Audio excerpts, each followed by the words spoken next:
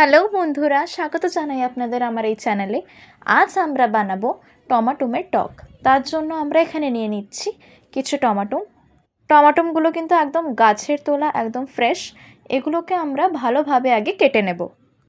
তারপর আমরা এখানে নিয়ে নিচ্ছি কিছু শুকনো মশলা, একটা সেদ্ধ আলু, তারপর একটু সরষা, পোস্ত, শুকনো লঙ্কা, আদা বাটা, টমেটো বাটা, একটু হলুদ এবং তার সাথে একটু নুন।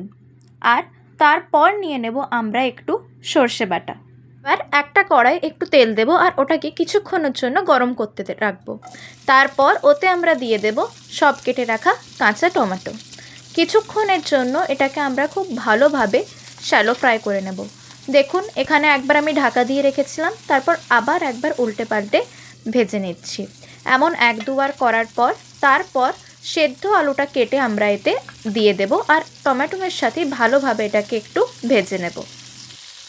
হালকা একটু ভাজার পর আমরা এতে দিয়ে দেব একটু নুন এবং আর একটু হলুদ। তারপর আবার এটাকে ভালোভাবে নেড়ে ছেড়ে কিছুক্ষণের জন্য আবার ঢাকা দিয়ে এটাকে ভাজার জন্য রেখে দেব।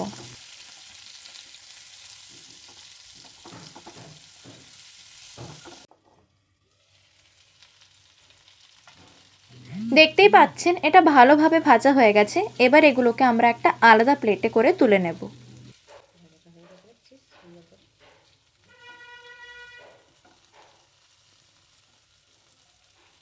তারপর অন্য একটা কড়াই আমরা নেব একটু তেল, ওটাকে গরম করার পর ওতে আমরা দিয়ে দেব একটু 5 ফোড়ন, শুকনো লঙ্কা, তারপর দেব আমরা একটু আদা বাটা।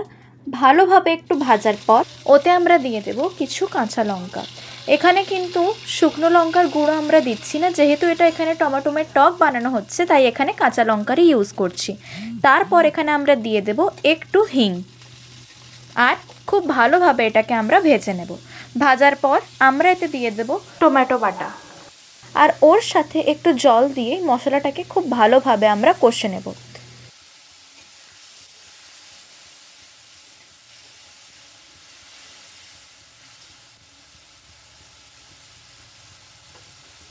মশলাতে একটু ফুট আসার পর ওতে আমরা দিয়ে দেব একটু হলুদ এবং আবার একটু নেড়ে নেব। তারপর বেটে রাখা সর্ষেটা আমরা ওতে দিয়ে দেব আর ওটাকেও খুব ভালোভাবে নেড়ে চেড়ে মশলার সাথে মিক্স করে নেব।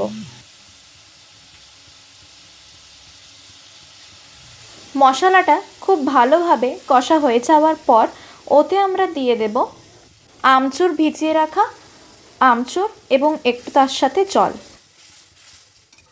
তখনই আমরা এখানে একটু নুনও দিয়ে দেব আর ওটাকে ভালোভাবে একসাথে মিক্স করে নেব এবং আরেকটু ভালোভাবে মশলাটাকে কষে নেব।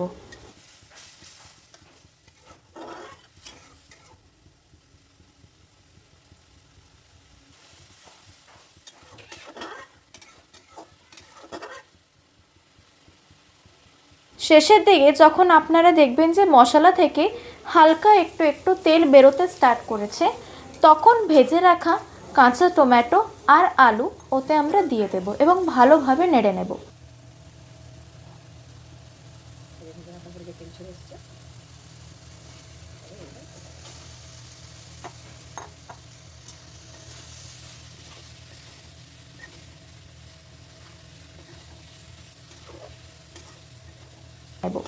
নাড়ার পর ওতে আবার একটু জল দিয়ে ওটা আমরা কিছুক্ষণের জন্য ঢাকা দিয়ে রেখে দেব।